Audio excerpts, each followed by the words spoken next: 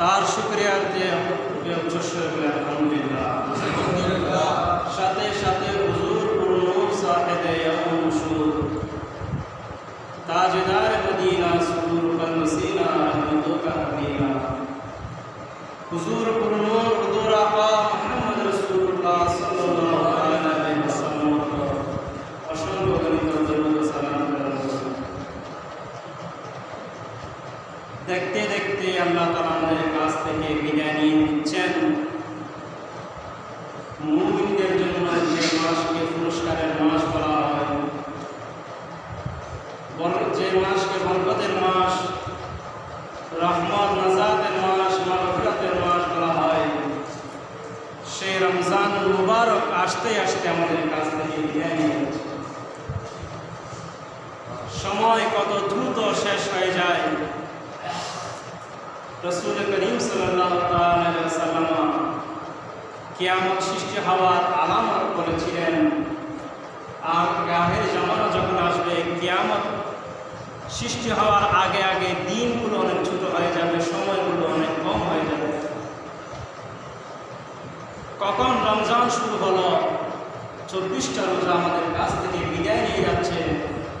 জুমাতুল বিদা শুরু হয়ে গেল। গুনাহ করে আমরা বুঝতে পারলাম না, মনে হলো কাল আসলো, আজ বিদায় নিয়ে যাচ্ছে। ঠিক কিনা? মুমিন মুসলমানরা যে মাসের জন্য অপেক্ষা করে থাকে, আল্লাহর কাছে দোয়া করে, হে আল্লাহ, এই বছর আমাকে রমজানুল মুবারক নসিব করেছ, শবে কদর নসিব করেছ, আগামী বছরের জন্য আমি রমজানুল মুবারক পাই, শবে কদর পাই, সে হায়াত আমাকে দাও। এই বলে বলে মুমিনগণ আল্লাহর নেককার বান্দাগণ দোয়া করে সে রহমতের মাস আমাদের কাছ থেকে বিদায় নিয়েছে। আমরা জানি না কিভাবে আল্লাহর কাছে কবুল হয়েছি, আমাদের রোজা কবুল হয়েছে কিনা জানি না। তবে আল্লাহর কাছে আরজি, আল্লাহ তাআলা যেন আমাদের রোজাকে, সেহরি ইফতারকে কবুল করেন। সকলে আমিন। আজকের জুমাতুল বিদা সম্পর্কে বর্ণনা করতে গেলে অনেক সময় রাসূল পাক সাল্লাল্লাহু আলাইহি ওয়াসাল্লাম সাহাবায়ে কেরামদেরকে বলেছিলেন, হে সাহাবায়ে কেরাম, আল্লাহ তাআলা যতগুলো দিন সৃষ্টি করেছেন, সকল দিনের সরদার হচ্ছে জুমার দিন। আর রমজানুল মুবারকের জুমার দিনে প্রতি মুহূর্তে মুহূর্তে আল্লাহ তাআলা লক্ষ লক্ষ বান্দাদেরকে, যাদের জন্য জাহান্নাম ওয়াজিব হয়েছে, ওই সমস্ত গুনাহগার জাহান্নামের বান্দাদেরকে আল্লাহ তাআলা ক্ষমা করে দেন, মুক্ত করে দেন। আল্লাহ তাআলা যে সমস্ত বান্দাদেরকে ক্ষমা করার ঘোষণা দিয়েছেন, আমাদেরকে যেন আল্লাহ তাআলা ওই ক্ষমার লিস্ট রাখেন। আল্লাহ তাআলা আমাদের প্রত্যেককে কবুল করে। সকলে আমিন। আজকে একটি আয়াত কারীম আমি তেলাওয়াত করেছি, যে আয়াত পবিত্র কোরআন কারীমের দ্বিতীয় সূরা সূরাতুল বাকারা 3 নম্বর আয়াত। আমরা প্রত্যেকে জানি যে আয়াতের মধ্যে আল্লাহ তাআলা তার বান্দাদেরকে বলে দিচ্ছেন, হুদাল লিল মুত্তাকিন যালিকাল কিতাবু লা রাইবা ফীহি। দ্বিতীয় আয়াতের মধ্যে আল্লাহ বলছেন, যালিকাল কিতাব, হে আমার মুমিন বান্দাগণ, আমি তোমাদের কাছে একটি কিতাব প্রেরণ করেছি, কুরআনুল কারীম পাঠিয়েছি আমার হাবিবের মাধ্যমে, যে কুরআনুল কারীমের মধ্যে কোনো সন্দেহ নাই, সমস্ত কিছু কুরআনের মধ্যে আছে। সুবহানাল্লাহ। যালিকাল কিতাব, এটা এমন একটা কিতাব, এটা এমন একটা কুরআন, লা রাইবা ফীহি, যার মধ্যে কোনো সন্দেহ নাই। দুনিয়ার কোনো বই যদি কেউ রচনা করে, তার মধ্যে সত্য মিথ্যা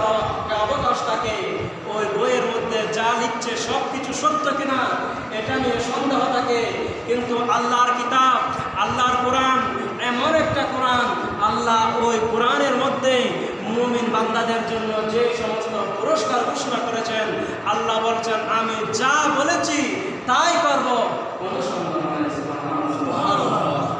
এই কোরআন হুদাল লিল মুত্তাকিন, যারা মুত্তাকি আল্লাহকে ভয় করে, আল্লাহর ভয় অন্তরের মধ্যে ধারণ করে, হাঁটতে বসতে আল্লাহর কথা চিন্তা করে, দুনিয়ায় জীবন যাপন করার সময়, উঠা বসা লেনদেন করার সময় আল্লাহর তাকওয়া অন্তরের মধ্যে ধারণ করে, ওই সমস্ত মুত্তাকি বান্দাদের জন্য এই কোরআন হচ্ছে হেদায়েত। সুবহানাল্লাহ। কোরআন পড়লে সবাই হেদায়েত হবে না, সেটা আল্লাহ এই আয়াতের মধ্যে বলেছেন। হেদায়েত তারা হবে সবাই কোরআন পড়ে, কিন্তু হেদায়েত সকলের ভাগ্যে নসিব হয় না।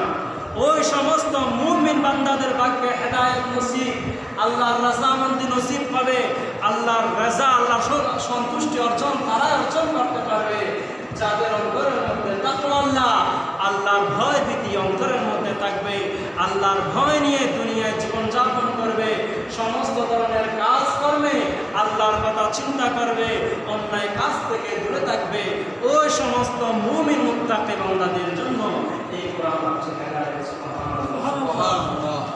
এরপরে আল্লাহ বলে দিচ্ছেন আল্লাযীনা ইউমিনুনা বিল গায়ব, ওই সমস্ত মুমিন বান্দাদের জন্য এই কোরআন হেদায়েত।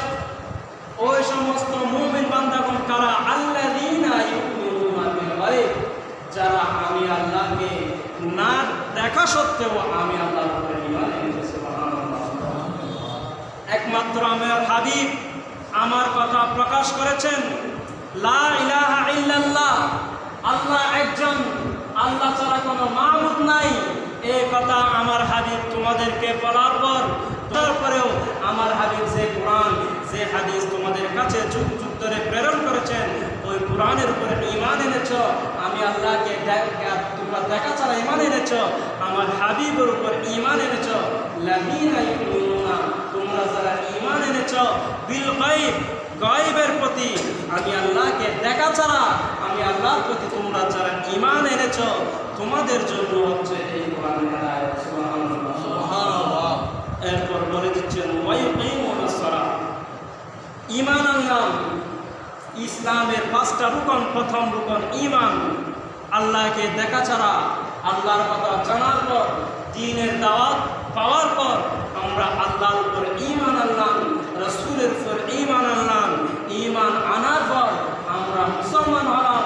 মুসলমান হওয়ার পর আল্লাহ তাআলা যে কাজ প্রথম আমাদের জন্য ফরজ করেছেন, সেই কাজটুকু হচ্ছে ইবাদত, নামাজ। ঠিক না?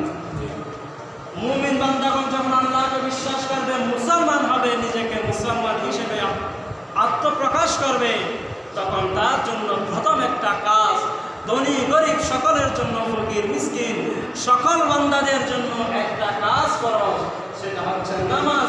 আল্লাহ সেটাই বলে দিচ্ছেন আল্লাযীনা ইউমিনুনা বিল গায়ব, আমি আল্লাহকে দেখা ছাড়া আমি আল্লাহর উপর যারা ঈমান আনবে, ঈমান আনার পর তারা মুমিন মুসলমান হবে। মুমিন মুসলমান হওয়ার পর ওয়ায়ুকিমুনাস সালাতা, তারা নামাজ কায়েম করবে, যথাযথভাবে নামাজ আদায় করবে, তারাই হচ্ছে হেদায়েত। হেদায়েত কারা পাবে? প্রথমে আল্লাহর উপর ইখলাসের সাথে যারা আল্লাহকে বিশ্বাস করবে, আল্লাহর কোরআনের মতো চলবে, রাসূলের হাদিস মতো চলবে, চলার পর যারা 5 ওয়াক্ত নামাজ, আল্লাহর ইবাদত যারা যথাযথভাবে আদায় করবে, আল্লাহ বলে দিচ্ছেন ওই সমস্ত মুমিন মুত্তাকি বান্দাগণ হচ্ছেন হুদাল লিল মুত্তাকিন, তারাই হচ্ছে আমি আল্লাহর পক্ষ থেকে হেদায়েত প্রাপ্ত। সুবহানাল্লাহ। এরপর ওয়া মিম্মা রাযাকনাহুম ইউনফিকুন, আমি আল্লাহ আমার যে বান্দাদেরকে সৃষ্টি করেছি, দুনিয়ার মধ্যে আমি যাদেরকে পাঠালাম, সমস্ত বান্দাদের মধ্য থেকে আমি কতগুলোকে কয়েকটি ভাগে ভাগ করলাম। কাউকে ধনী বানালাম, কাউকে টাকা পয়সার মালিক বানালাম, অনেক টাকা পয়সার মালিক, কেউ ধনী লোক, আবার কেউ গরিব লোক, কেউ মিসকিন লোক। ঠিক কিনা? আল্লাহ সকলে আল্লাহর বান্দা, সকলের হাত পা মেধা বুদ্ধি সব কিছু আছে, সকলে আল্লাহর সৃষ্টি, কিন্তু কাউকে বানিয়েছেন আল্লাহ ধনী, কাউকে বানিয়েছেন আল্লাহ সৃষ্টি করার পর সকলের মাঝে যেন উলফত সৃষ্টি হয়, সকলের মাঝে যেন মহব্বত সৃষ্টি হয়, একে অপরের সাথে যেন সম্পর্ক সৃষ্টি হয়, ভালোবাসা মহব্বত যেন সৃষ্টি হয়। এই কারণে আল্লাহ তাআলা বলছেন, ওয়ামিম্মা রাযাকনাহুম ইউনফিকুন, যে সমস্ত আমি আমার বান্দাদেরকে ধনী বানিয়েছি ওই সমস্ত বান্দাদের জন্য আমি আরেকটা জিনিস ফরজ করেছি, গরিবদের মাঝে যাকাত দেওয়া, গরিবদের মাঝে দান সদকা করা। সুবহানাল্লাহ। এই দান সদকা করার মাধ্যমে আমি আল্লাহ যে রাযিক, আমি আল্লাহ যে রিজিক দাতা, আমি আল্লাহ যে খালেক, আমি আল্লাহ বান্দাদেরকে সৃষ্টি করার পর বান্দাদের রিজিকের মালিক আমি আল্লাহ। আমি আমার বান্দাদেরকে রিজিক দিই, আমি আমার বান্দাদেরকে খানা খাওয়াই। আমার বান্দা যখন ধনী হয়, সে যখন আমার এই গুণবাচন নামের একটি গুণ তার মধ্যে যদি পাওয়া যায়, সে যদি তার ধন থেকে যাকাত দেয়, সাদকা করে, আমায় আল্লাহর অনেক খুশি লাগে, আমি আল্লাহ অনেক খুশি হই। কারণ আমি আল্লাহ চাই আমার বান্দাগণ একে অপরের সাথে মিলেমিশে থাকুক। ফেরেশতাগণ যে নিষেধ করেছিল, আমি যখন ফেরেশতাদেরকে বলেছিলাম, হে ফেরেশতারা, আমি দুনিয়ার মধ্যে খলিফা পাঠাতে চাই, মানুষ সৃষ্টি করতে চাই, ফেরেশতারা আল্লাহকে বলেছিল, হে আল্লাহ তাআলা, আমরা ফেরেশতারা তো তোমার ইবাদত করছি, তোমার হুকুম পালন করছি, আবার মানুষ কেন সৃষ্টি করছেন? তারা দুনিয়ার মধ্যে যাওয়ার পর একে অপরের সাথে মারামারি করবে, ঝগড়া বিবাদে লিপ্ত হবে, মিথ্যা কথা বলবে, অন্যায় কাজ করবে। তখন আল্লাহ ফেরেশতাদেরকে উত্তর দিয়েছিলেন, হে ফেরেশতারা, আমি যা জানি তোমরা তোমরা জানো না। হে ফেরেশতারা, দেখো দেখো, আমার বান্দাগণ আজ রোজা রাখছে, আমার বান্দাগণ ধনী গরিব সবাই এক কাতারে এসে নামাজ পড়ছে। আমার বান্দাদের মধ্য থেকে যাদেরকে আমি ধনী বানিয়েছি, তারা আমার বান্দারা যারা গরিব, ওদের কাছে তাদের টাকা পয়সা বিলীন করে দিচ্ছে। সুবহানাল্লাহ। পবিত্র কোরআনে এই আয়াতের মাধ্যমে আল্লাহ বলে দিলেন, মুমিন হওয়ার জন্য শর্ত আল্লাহর প্রতি ঈমান আনতে হবে, ঈমান আনার পর নামাজ প্রতিষ্ঠা করতে হবে, নামাজ আদায় করতে হবে। এরপর যারা ধনী ওদের উপর যাকাত দিতে হবে, যারা গরিব তাদেরকে দান সদকা করতে হবে। সুবহানাল্লাহ। সালাতুনিয়া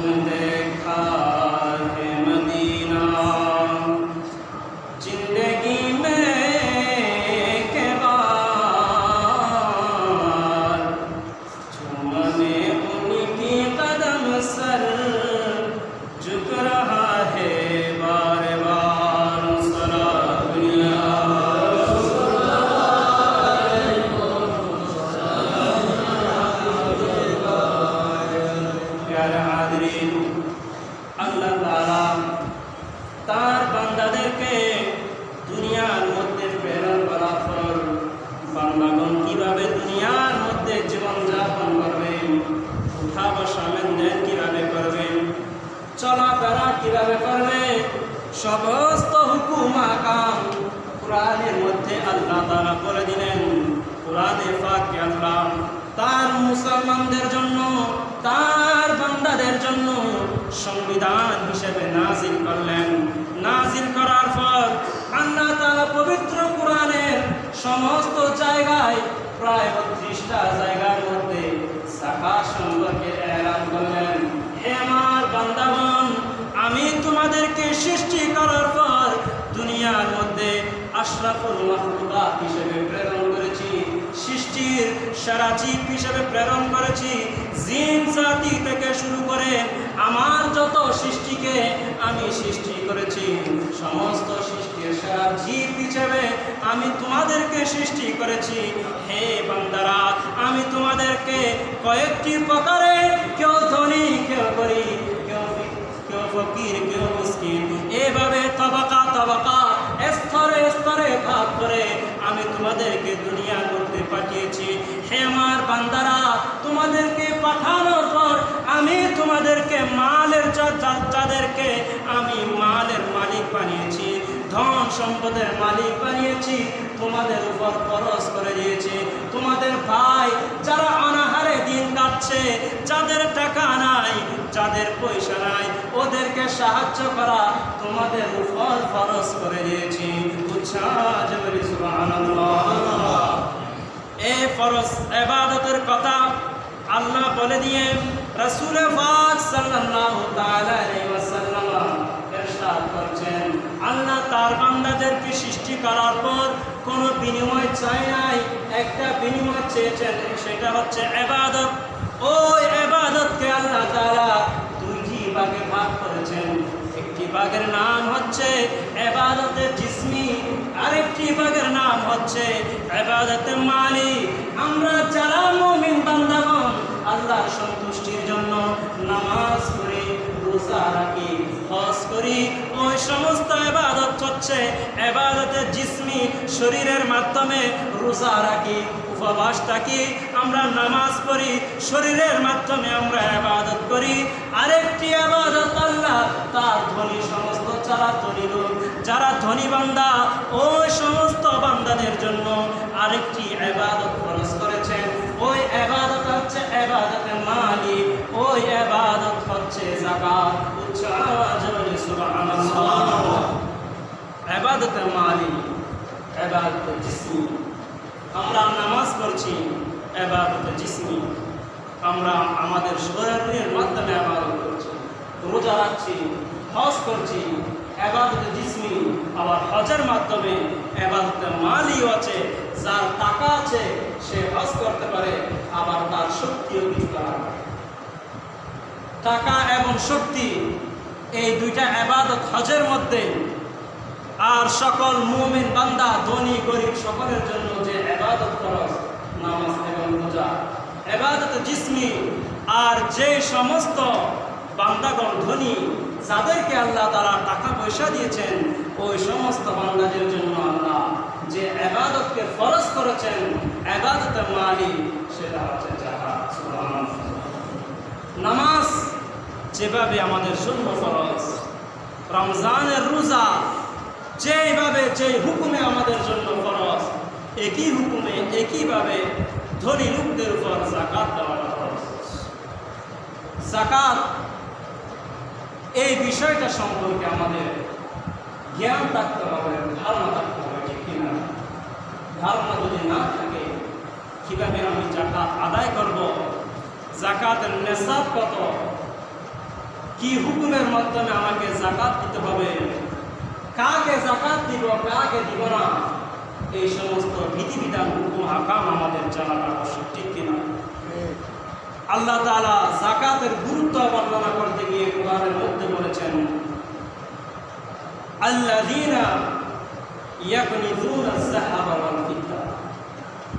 আমার যেই সমস্ত বান্দাগণ স্বর্ণ এবং রূপা খাজানা হিসেবে জমা রাখে, সঞ্চয় রাখে, স্বর্ণ এবং রূপা যারা অর্থের মালিক হয়, তারা নিজেদের সে অর্থ, নিজেদের স্বর্ণ রূপা যারা কানজানা হিসেবে, খাজানা হিসেবে ঘরের মধ্যে জমা রাখে, সঞ্চয় রাখে, ওয়ালা ইউনফিকুনাহা, কিন্তু ওই সমস্ত ধন সম্পদ থেকে তারা ব্যয় করে না, যাকাত দেয় না, দান করে না, সাদাকা করে না, ফি সাবিলিল্লাহ, আল্লাহর রাস্তায়। ফাবাশশিরহুম ইয়া রাসূলুল্লাহ, ইয়া হাবিবাল্লাহ, আপনি ওদেরকে জানায়া দিন, ওদেরকে একটি সংবাদ দিন। সেই সংবাদ কি? বিআযাবিন আলিম, আমি আল্লাহ ওদের জন্য কঠিন শাস্তি নির্ধারণ করে রেখেছি। নাউযুবিল্লাহ। যারা ধন সম্পদের মালিক হওয়ার পরও নিজেদের টাকা জমা রাখে, অবহেলা করে যাকাত দেয় না, ওয়ালা ইউনফিকুনা ফি সাবিলিল্লাহ, আল্লাহর রাস্তায় খরচ করে না, দান সাদাকা করে না, আল্লাহ বলে দিচ্ছেন ওই সমস্ত বান্দাদের জন্য বিআযাবিন আলিম, কঠিন শাস্তি।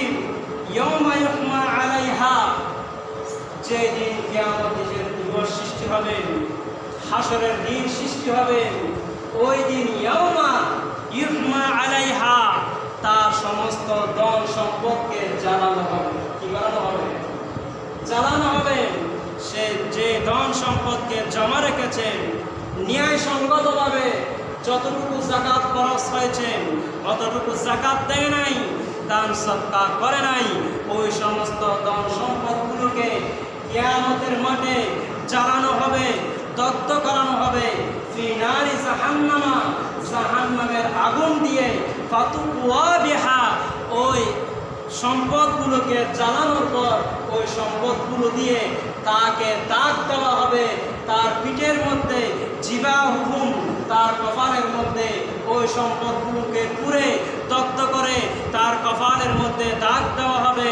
ওয়াজুনুবুহুম, তার পাশে দাগ দেওয়া হবে। ওয়াজুহুরুহুম, তার পিঠের মধ্যে দাগ দেওয়া হবে। হাযা মা কানাস্তুম, এবং গায়েবীভাবে আওয়াজ আসবে, হে বান্দা, দুনিয়ার মধ্যে আমি তোমাকে ধন সম্পদের মালিক বানিয়েছি, টাকা পয়সা সব হচ্ছে আমার, কিন্তু তোমাকে এটার প্রতিনিধি বানিয়েছি, এটার মালিক বানিয়েছি। তুমি সেই টাকা থেকে দান সদকা করো নাই। হাযা মা কানাস্তুম, তুমি জমা রেখেছিলে, যাকাত দাও নাই। আজ দেখো, হাযা মা কানাস্তুম, এই সমস্ত দগ্ধগুলো হচ্ছে তোমার ধন সম্পদ, তোমার স্বর্ণ রূপা। লিআনফুসিকুম, যে ধন সম্পদ তুমি নিজের জন্য জমা রেখেছিলে। ফাযুকু মা কুনতুম তাকনিসুন, তুমি যে সম্পদ জমা রেখেছ সেই সম্পদের মাধ্যমে তোমার সম্পদ দিয়ে তুমি শাস্তি করো। অন্য কিছু নয়, নিজের সম্পদ দিয়ে আল্লাহ নিজেদেরকে শাস্তি দিবেন।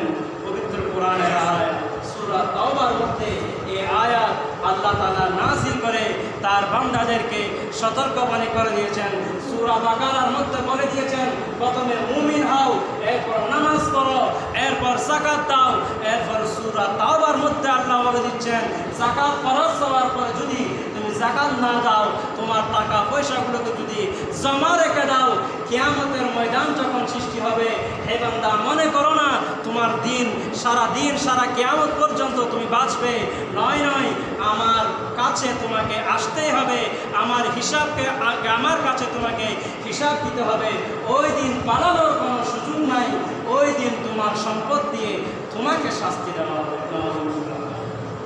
এরপর সূরা আলে ইমরানের মধ্যে আল্লাহ তাআলা আরেকটি সতর্কবাণী করেছেন, ওয়ালা ইয়াহসাবান্নাল্লাযীনা ইয়াবখালুনা বিমা আতাহুমুল্লাহু মিন ফাদলিহি ওয়ালা ইয়াহসাবান্না, ধারণা করিও না। সতর্ক করে দিচ্ছেন আয়াত শুরু করার আগে, তোমরা এটা মনে করিও না, গুনাহ করেও চিন্তা করো না। কি চিন্তা? আল্লাযীনা ইয়াবখালুনা, যারা কৃপণতা করে, যারা বখিল হয়, যারা কৃপণ হয়। কোন বিষয়ে? বিমা আতাহুমুল্লাহু মিন ফাদলিহি, আল্লাহর ফদল, আল্লাহর দয়ার মাধ্যমে যারা টাকা পয়সার মালিক হয়েছে, যারা ধন সম্পদের মালিক হয়েছে। বিমা আতাহুমুল্লাহু, আল্লাহ তাআলা যাদেরকে ধন সম্পদের মালিক বানিয়েছেন, ওই সমস্ত ব্যক্তিগণ যারা নিজেদের ধন সম্পদ থেকে ব্যয় করতে, খরচ করতে, দান সদকা করতে কৃপণতা করে, ইয়াবখালুনা, কৃপণ হয় নিজেদের সম্পদের ব্যাপারে।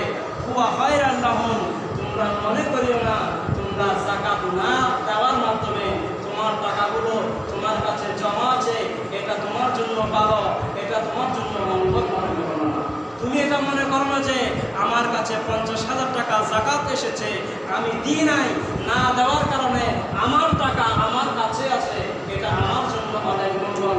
ওয়া খায়রাল লাহুম, হে বান্দা, তুমি মনে করো না এটা তোমার জন্য মঙ্গল, তোমার টাকা তোমার কাছে আছে, এটা তোমার জন্য মঙ্গল মনে করো না। বাল হুয়া শাররুল লাহুম, বরঞ্চ এটা তোমার জন্য আরো বড়ই শাস্তি, বড়ই মন্দ, বড়ই অকল্যাণ। সেরকম আমরা অবহেলা করে, এটা আমরা অনেকেই করে থাকি। আমার কাছে যে জায়গা যতটুকু ফরজ অতটুকু আমরা আদায় করতে চাই না। আল্লাহর অনেক সেরকম কৃপণ বান্দা আছে বলে আল্লাহ কোরআনের মধ্যে এই আয়াত নাযিল করেছেন, ঠিক কি না? এটা বলার সুযোগ নাই যে সবাই যাকাত যথাযথ আদায় করে। যদি আদায় করতো, আল্লাহ এই আয়াত আমাদের জন্য সতর্কবাণী হিসেবে নাযিল করতো। আল্লাহ তাআলা আমাদেরকে কেন সতর্ক করে দিচ্ছেন? তুমি যাকাত না দেওয়ার মাধ্যমে এটা মনে করো না যে এটা তোমার জন্য মঙ্গল, হে বান্দা, বাল হুয়া শাররুল লাহুম, বরং এটা তোমার জন্য আরো ক্ষতিকর। কিয়ামতের মাঠে তো আমার কাছে তোমাকে হিসাব দিতে হবে। ওই দিন তুমি কোথায় যাবে?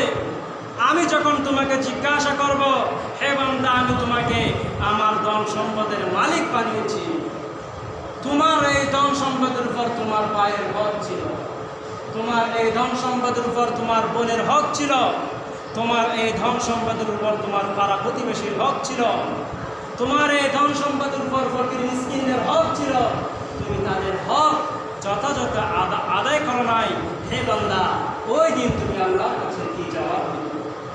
সাইয়ুতাওয়াকুন, এরপর আল্লাহ বলে দিচ্ছেন সাইয়ুতাওয়াকুন, অচিরেই, অতি নিকটে, এই দিন বেশি দূরে নয়, অতি সময়ে তোমরা ইন্তেকাল করবা।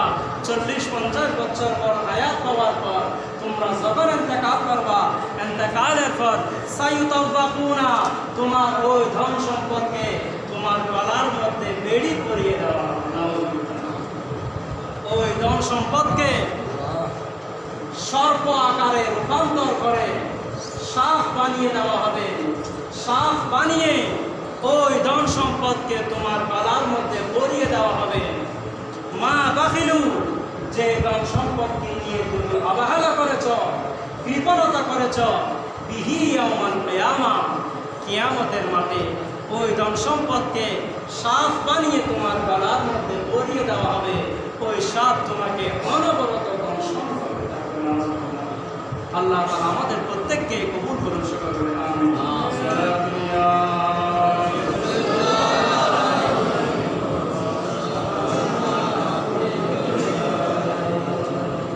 তাহলে একটা বিষয় মোটামুটি আমাদের কাছে পরিষ্কার, যাদের কাছে ধন সম্পদ আছে প্রত্যেকের উপর দান সাদকা করা, যাকাত দেওয়া এটা ফরজ।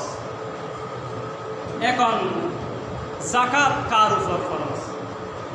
আল্লাহর ভাষায়, রাসূলের ভাষায় কারা ধনী লোক, কাদের উপর যাকাত ফরজ? এই বিষয়টা, ধনী লোক কারা যাকাত দিবে, এই বিষয়েও আল্লাহ এবং আল্লাহ রাসূল আমাদের কাছে খুলাসা করে দিয়েছেন, প্রকাশ করেছেন। সকলের জন্য তো সকল ব্যক্তিগণ তো ধনী নয়। ধনী লোক আল্লাহর দৃষ্টিতে কারা ধনী, রাসূলের দৃষ্টিতে কারা ধনী, এই কথাও আমাদেরকে বলে দিয়েছেন। কুদরির মধ্যে মুখতাসার কুদরি, বিশ্ববিখ্যাত একটি কিতাব, ফিকার কিতাব, মাসালার কিতাব। ওই কিতাবের মধ্যে আল্লামা কুদরি রহমাতুল্লাহ আলাইহি যাকাত কাদের উপর ফরজ এই বিষয়ে তিনি আলোকপাত করেছেন। কুদরির মধ্যে এসেছে আজ যাকাত ওয়াজিবাতুন আলাল কুফরি আল মুসলিমুল বালিগুল আকিল। যাকাত এটা সমস্ত ধনী ব্যক্তিদের জন্য ওয়াজিব, দেওয়াটা আবশ্যক। যাকাত ফরজ, আদায় করাটা আবশ্যক। আলাল বুররি, স্বাধীন ব্যক্তি। আল মুসলিম, মুসলমান ব্যক্তি, যে মুসলমান স্বাধীন। আল বালেগ, জ্ঞান সম্পন্ন, প্রাপ্তবয়স্ক, প্রাপ্তবয়স্ক, জ্ঞান সম্পন্ন, স্বাধীন মুসলমান। আকেল ইদা মালাকা নিসাবান কামিলান মিলকান তাম্মা, যে নেশাব পরিমাণ সম্পদের পরিপূর্ণ মালিক হয়, তার উপর যাকাত দেওয়াটা ফরজ। সুবহানাল্লাহ। নেশাব পরিমাণ সম্পদের মালিক যে সমস্ত মুমিন মুসলমান, স্বাধীন ব্যক্তি, পরাধীন ব্যক্তি নয়, দাস নয়, গোলাম নয়, স্বাধীন ব্যক্তি যে নেশাব পরিমাণ সম্পদের মালিক হবে, মুমিন মুসলমান হবে, তার উপর যাকাত দেওয়াটা ফরজ। এবং ওই সম্পদ, নেশাব পরিমাণ সম্পদ মালিক হওয়ার পর ওই সম্পদ ওয়াহালা আলাইহিল হাউলু, 1 বছর অতিক্রম করতে হবে। সুবহানাল্লাহ। আল্লাহ আমাদের জন্য অতি কঠিন করে দেয় নাই। সম্পদের মালিক হওয়ার সাথে সাথে যাকাত খরচ করে না। আমি সম্পদের মালিক হওয়ার পর ওই সম্পদ আমার কাছে পরিপূর্ণ 1 বছর জমা রাখতে হবে। ওই সম্পদের মালিক হওয়ার পর ওই সম্পদ যদি আমার কাছে 1 বছর আমার নিকট জমা থাকে, আমি যদি 1 বছর পর্যন্ত ওই সম্পদের মালিক থাকি, তখনই আমার জন্য যাকাত ফরজ।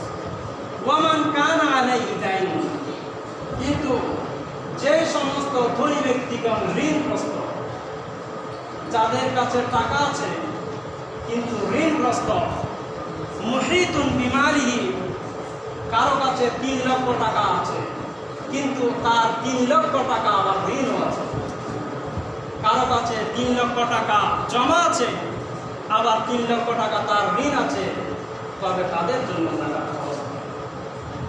ঋণগ্রস্ত ব্যক্তিদের জন্য যাকাত ফরজ। যে টাকা তার জমা আছে ওই টাকাও সমপরিমাণ টাকা যদি তার ঋণ থাকে কারো কাছে, তবে ওই সমস্ত ব্যক্তির উপর যাকাত ফরজ নয়। আমাদেরকে আল্লাহ সহজ করে দিয়েছেন, সুবহানাল্লাহ। কঠিনও করে দেন নাই, আবার সহজও করেন নাই, মধ্যম পন্থা আল্লাহ অবলম্বন করেছেন। এবং তার তুমি যদি ঋণগ্রস্ত হও আমি তোমাকে ক্ষমা করে দিলাম, সুবহানাল্লাহ। ফালা যাকাত আলাই, ঋণগ্রস্ত ব্যক্তিদের জন্য যাকাত ফরজ নয়। ওয়াইন কানা মালুহু আকতারা মিনাদ দাইন, আর যদি তার জমাকৃত সম্পদ যদি ঋণের চাইতে বেশি হয়ে যায়, 3 লক্ষ টাকা তার ঋণ কিন্তু তার আছে 3,50,000, ওই 50,000 টাকা যদি নেশাব পরিমাণ সম্পদ হয় তবে ওই 50,000 টাকার উপর তার যাকাত দিতে হবে। 3 লক্ষ টাকা বাদ দিয়ে তার যে টাকা অবশিষ্ট থাকবে ওই টাকা যদি নেশাব পরিমাণ সম্পদ হয়, নেশাবের মধ্যে যদি সেটা পড়ে যায় তবে ওই পরিমাণ সম্পদের উপর টাকার উপর তার যাকাত দেওয়া আবশ্যক। এরপর আকসারা মিনাদ দাইনি যাক্কাল ফাদিল ইযা বালাগা নিসাবা, যদি সে ওই টাকা সম্পদের মালিক হওয়ার পর 1 বছর অতিক্রম করে তবে তার জন্য যাকাত দেওয়া আবশ্যক। সালাতুন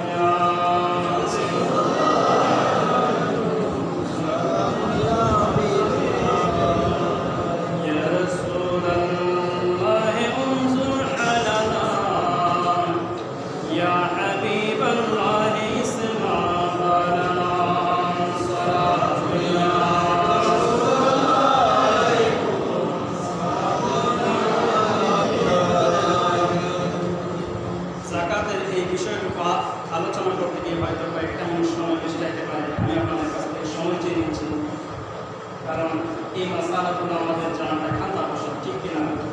এটা আমাদের প্রত্যেকের জানা প্রয়োজন। যাকাতের নেশাব, কতটুকু সম্পদের মালিক হলে যাকাত আদায় করতে হবে? হাদিসে পাকের মধ্যে সেই বিষয়ে কতগুলো বিষয় উল্লেখ করেছে, আমি সংক্ষেপে বলছি। প্রথম হচ্ছে স্বর্ণ। হাদিসের ভাষায় 7.5 তোলা স্বর্ণের মালিক যদি কোনো বান্দা হয় তার উপর যাকাত ফরজ। 7.5 তোলা টাকা নয়, স্বর্ণ, টাকার হিসাবটা করে বলছি। 7.5 তোলা যদি টাকা ছাড়া স্বর্ণ হিসেবে থাকে, যদি 7 ভরি থাকে তবে তার উপর যাকাত ফরজ হবে না, 7.5 ভরি থাকতে হবে। কারো কাছে যদি 7 তোলা স্বর্ণ থাকে তার উপর যাকাত ফরজ নয়। 7.5 তোলা স্বর্ণ যদি কারো কাছে থাকে তার উপর যাকাত ফরজ। সে তার যাকাত 7.5 তোলা স্বর্ণের এক ধরনের ক্যারেট আছে, 22 ক্যারেট, 21 ক্যারেট, 18 ক্যারেট। তার ক্যারেটের বিক্রয় মূল্য অনুযায়ী যতটুকু টাকা আসে 7.5 করে ওই টাকা হিসাব করে তাকে শতকরা 2.5% হারে তাকে যাকাত দিতে হবে।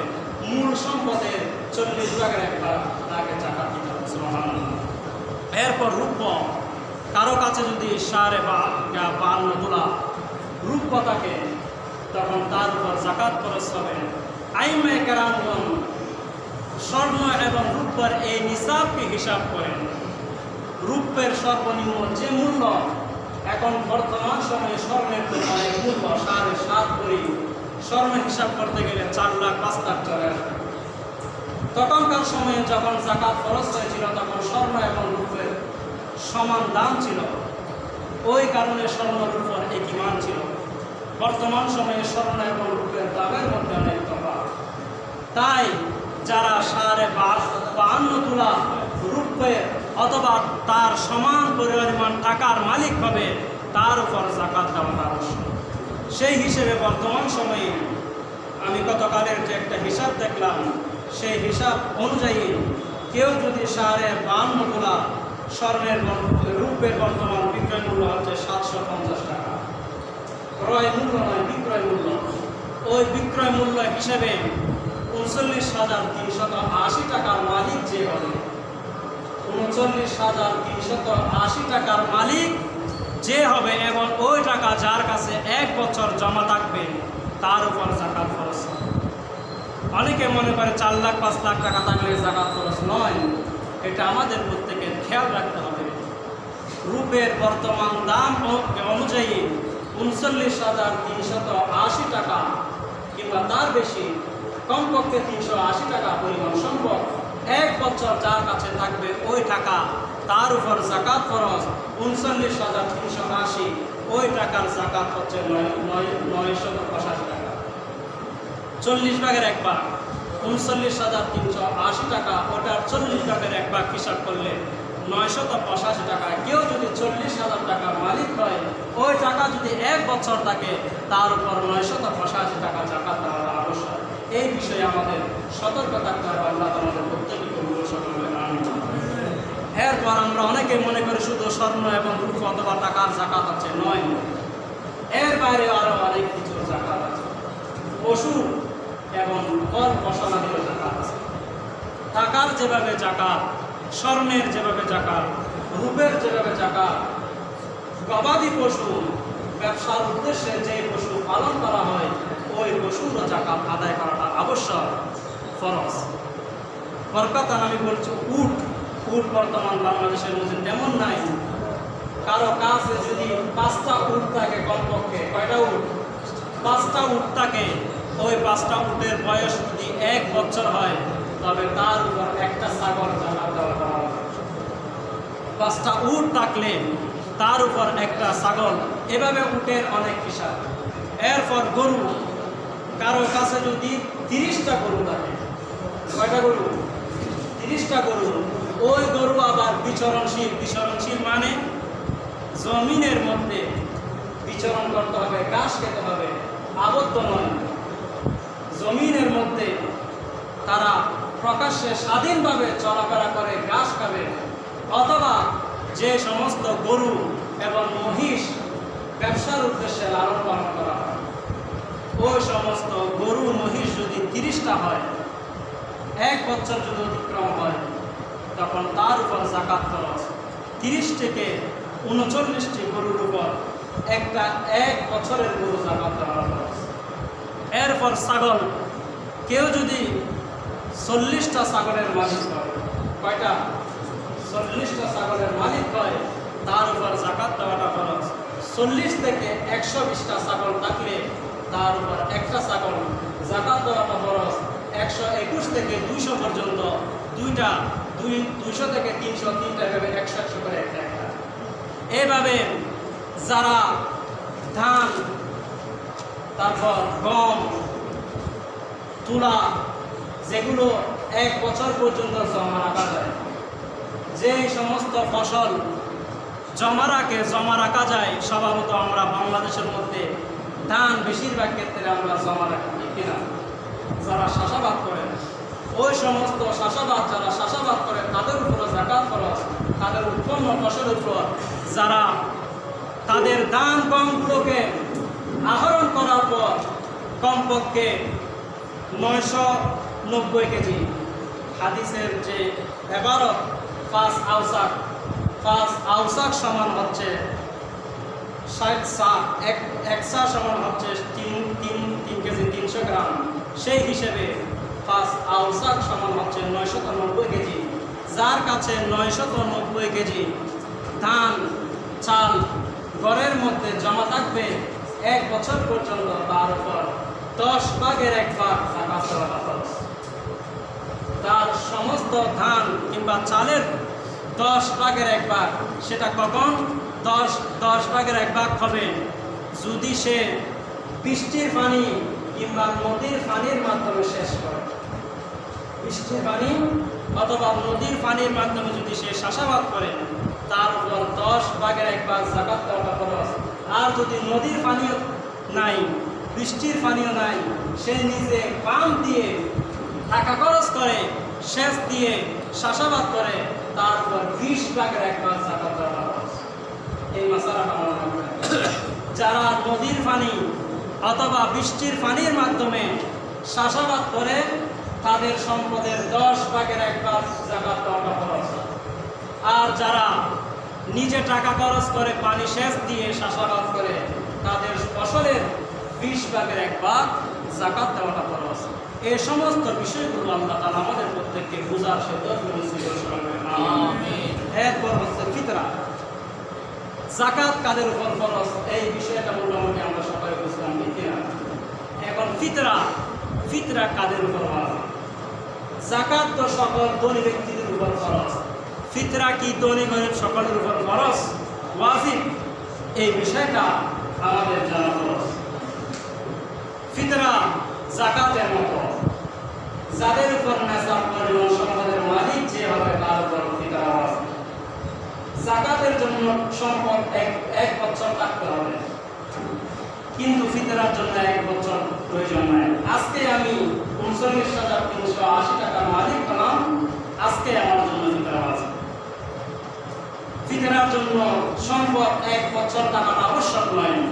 জাকাতে দেওয়ার জন্য সম্পদ 1 বছর টাকাটা আবশ্যক। ফিতরার জন্য যখনই সেই ঈদুল ফিতরের আগে, ঈদুল ফিতরের দিন সকালেও যদি সে ওই নেশাব পরিমাণ সম্পদের মালিক 39,380 টাকা সামথিং এই টাকার মালিক যদি কেউ হয়, তার জন্য তার পরিবার, তার ছেলে সন্তান সকলের পক্ষে তার জন্য ফিতরা আদায় করা ওয়াজিব। আর গরিব যারা আমরা সকলে ফিতরা আদায় করি সেটা বারকাত। কুরবানি যেভাবে আমরা ধনী গরিব সকলে কুরবানি করি, সকলের জন্য তো কুরবানি ওয়াজিব নয়, ঠিক না? যাদের টাকা পয়সা আছে কুরবানির মাসালাটা কি? এই 39,380 টাকা নেশাব পরিমাণ সম্পদের মালিক যে হবে তার জন্য কুরবানি করা ওয়াজিব। আর আমরা সকলে যাদের কাছে টাকা নেয় ধার নিয়ে আমরা কুরবানি করি, ঠিক তদ্রূপ আমরা যারা গরিব তারা বারকাতান এই ফিতরা আদায় করি। কারণ রাসূলের একটা হাদিস, যদি কেউ নিজের সওমের ফিতরা আদায় করে, রোজার ফিতরা আদায় করে, ওই রোজা সে আল্লাহর কাছে কবুল হবে, এটার গ্যারান্টি রয়েছে। সুবহানাল্লাহ। ওই কারণে সকল যারা গরিব ওরা ফিতরা আদায় করে। তবে অবশ্যই যাদের টাকা আছে, যাদের দেওয়ার মতো সামর্থ্য আছে তারা ফিতরা আদায় করবে। আর যাদের জন্য ওয়াজিব হয়েছে তাদের তো অবশ্যই আদায় করতেই হবে। কিন্তু আমরা বর্তমানকালে আমরা ফিতরা আদায় করি সর্বনিম্ন স্তর যেটা লাগে 70 টাকা দিয়ে, ঠিক না? 70 টাকা। সকলে জিজ্ঞেস করে হুজুর ফিতরা কত? 70 টাকা। কিন্তু 70 টাকা এটা তো সবার জন্য প্রযোজ্য। রাসূল করিম সাল্লাল্লাহু তাআলা আলাইহি ওয়াসাল্লাম ফিতরা 5টা প্রকার, 5টা বস্তু বলেছেন। গমের কথা বলেছেন, এরপর আদার কথা বলেছেন, এরপর জব, কিশমিশ, খেজুর, পনিরের কথা বলেছেন। এখন সকালে যদি যার কাছে লাখ টাকা আছে, যার কাছে কোটি টাকা আছে, সেও 70 টাকা, যার কাছে কিছু নাই সেও 70 টাকা দিলে কিশমিশ খেজুরের ফিতরা কে দিবে? ধন সম্পদের মালিক যার যতটুকু স্তর, সেই স্তর অনুযায়ী ফিতরা আদায় করতে হবে। কারণ এটা আল্লাহ রাসূলের জন্য আমরা এই ফিতরা দিচ্ছি, এটা কোনো দয়া নয়, এটা আল্লাহ আমার জন্য ওয়াজিব করেছেন, আবশ্যক করেছেন। আমি যখন মার্কেট করতে যাই, ঈদের শপিং করতে যাই, ধনী গরিব সকলে এক মার্কেটে যায় না। যারা গরিব, যাদের টাকা নাই, তারা ফুটপাতের মধ্যে গিয়ে তারা 100 টাকা 200 টাকা দিয়ে পোশাক কিনে। আর যারা লাখ টাকার মালিক তারা তাদের স্ট্যাটাস বজায় রাখার জন্য তারা বড় মার্কেটের মধ্যে যায়। কাপড় তো একই, এটা তো পরার জন্য, ঈদের শপিং করার জন্য, ঈদ করার জন্য। কিন্তু কেউ যাচ্ছে মার্কেটের মধ্যে, বড় দোকানের মধ্যে, আবার কেউ যাচ্ছে রাস্তার মধ্যে। কেন? তখন উত্তর আসবে, ও গরিব, তার কাছে টাকা নাই, আমি কোটি টাকার মালিক, আমি যদি তার মতো 100 টাকার কাপড় কিনি আমার সম্মান চলে থাকবে। নিজের স্ট্যাটাস সম্মানের জন্য, দুনিয়াবি সম্মানের জন্য, স্ট্যাটাস বজায় রাখার জন্য আমরা 100 টাকার কাপড় পরতে পারি না, কারণ আমার সম্মান হানি হবে। সেক্ষেত্রে যে 70 টাকা, যার টাকা নাই, একদম লো পর্যায়ে, সে দিচ্ছে 70 টাকা, আমি তো কোটি টাকার মালিক, আমি কেন 70 টাকা নিব? এই বিষয়টা নিয়ে আমাদের প্রত্যেকের চিন্তা থাকা দরকার। সেই হিসেবে আমি ফিতরা কোন বস্তুর কত টাকা ফিতরা ইসলামিক ফাউন্ডেশন যে টাকা নির্ধারণ করেছেন তার মূল্য আমি আপনাদের সামনে পেশ করছি। গম এবং আটা সর্বনিম্ন ফিতরা হচ্ছে 70 টাকা, যেটা সাধারণ সকলে আদায় করবেন। আর জব, কেউ যদি জব দিয়ে যার আর্থিক অবস্থা একটু ভালো, সে জবের মাধ্যমে তিনি ফিতরা আদায় করবেন। যদি জব দিয়ে ফিতরা আদায় করতে চান তবে তার জন্য ফিতরা আসবে 280 টাকা করে। আপনার 3 জন কিংবা 4 জনের ফিতরা দিতে হয়, 70 টাকা করে দিলে কাকে দিবেন? আপনি কত জনকে দিবেন? 70 টাকা করে যদি ছাত্র হিসাব করেন কত জনকে আপনি ফিতরা দিবেন? আপনি একটা ভালো টাকা হিসাব করে আপনি ফিতরা আদায় করেন। এই ফিতরার একটা উদ্দেশ্য, মুখ্য উদ্দেশ্য হচ্ছে কি? গরিবদের সাহায্য করা। এখন আমি 70 টাকা ফিতরা দিয়ে 10 টাকা করে দিলাম, কার লাভ হবে? একটা চা খেতে গেলে তো 10 টাকা চলে যায়। এখন আমি গরিবকে ফিতরা দিচ্ছি 10 টাকা, 5 টাকা। এই বিষয়টা আপনারা অত্যন্ত সতর্ক থাকবেন। আপনার যত সামর্থ্য আছে আপনি সামর্থ্য অনুযায়ী ফিতরা দেওয়ার চেষ্টা করবেন। এরপর যাদের অবস্থা আরেকটু ভালো তারা কিশমিশ দিয়ে ফিতরা আদায় করতে পারেন। যদি কিশমিশ দিয়ে ফিতরা আদায় করতে চায় তবে টাকা আসবে 1320 টাকা। এরপর খেজুর দিয়ে, যদি মধ্যম মানের খেজুর দিয়ে যদি ফিতরা আদায় করতে চায় তবে তার ফিতরা আসবে 1650 টাকা। এরপর যারা একদমই পয়সাওয়ালা, কোটি টাকার মালিক, তারা যদি পনির দিয়ে ফিতরা আদায় করতে চায় তবে তার ফিতরা আসবে সর্বোচ্চ 2310 টাকা। আল্লাহ তাআলা আমাদের যার যত সামর্থ্য আছে ওই সামর্থ্য অনুযায়ী ফিতরা আদায় করা সেই তৌফিক নসিব করে সকলে আমিন। এবং যা বয়ান হলো ওই বিষয়টুকু ভালোভাবে স্মরণে রেখে যার যাকাত ফরজ, যার ফিতরা ফরজ, সে যথাযথভাবে যেন আমরা যাকাত ফিতরা আদায় করতে পারে সেই তৌফিক নসিব করে সকলে আমিন। আরেকটি এলাম, যাকাত ফিতরা আমি গত জমায় বলেছিলাম কাদেরকে আপনারা দিবেন। আমি আজকে লিখে এনেছিলাম, সময় অনেক চলে গেছে, তাই আর লিখে যাচ্ছে না। সংক্ষেপে আপনারা গরিব মিসকিন ওদেরকে যাকাত দিবেন এবং খেয়াল রাখবেন আপনার ছেলে মেয়ে এবং আপনার নিজের, আপনার আত্মীয় না আপনার নিজের করে কেউ যেন যাকাতের টাকা না পায়, অথবা আপনার মা বাবা দাদা দাদের ওদেরকে যাকাত দেওয়া যায় না। কারণ ওদের ভরণ পোষণ করা আপনার জন্য খরচ, ওদেরকে যাকাত দেওয়া আপনার জন্য না, ওদের ভরণ পোষণ করা আপনার হক। আপনার উপর ওদের হক আছে। আপনার ছেলে মেয়ে তবে ভাইদেরকে, তার আপন ভাই যদি গরিব হয় তাকে যাকাত দেওয়া যাবে। আর গরিব, যে সমস্ত গরিবগণ নিজে থেকে যাকাতের টাকা চায়, নিজে থেকে ফিতরার টাকা চায়, ওদেরকে যাকাত ফিতরার টাকা দেওয়া যাবে না। যারা নিজে থেকে চায়, যে গরিব তাকে তো আপনি চিনেন, কার আর্থিক অবস্থা কিরকম।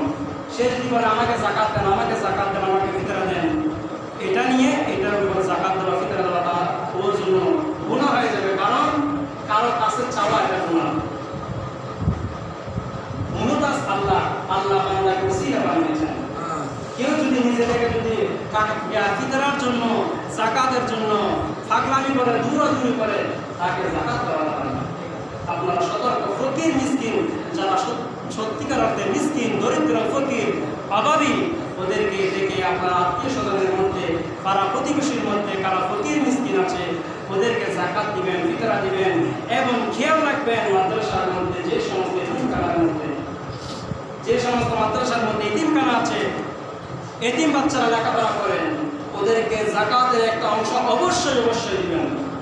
আমি আপনাদের প্রতীক হিসেবে আমি অনুরোধ করছি। কারণ অনেক প্রতিষ্ঠান আছে, আমি যেহেতু প্রতিষ্ঠানের সাথে জড়িত তাই আমি জানি অনেক প্রতিষ্ঠান আছে যাদের ভরণ পোষণ চালাতে অনেক কষ্ট।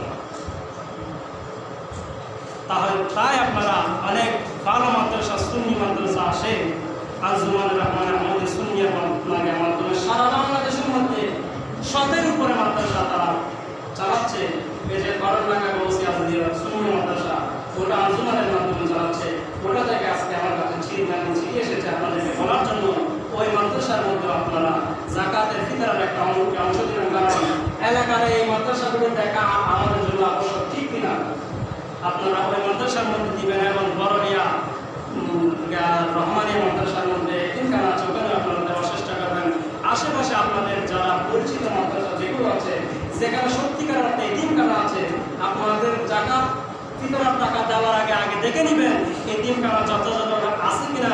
আপনার টাকাগুলো অন্যভাবে অন্য জায়গায় না যায়, আপনারা সঠিকভাবে সঠিক জায়গায় আপনাদের যাকাত ফিতরা দেওয়ার চেষ্টা করবেন। আল্লাহ আমাদের প্রত্যেককে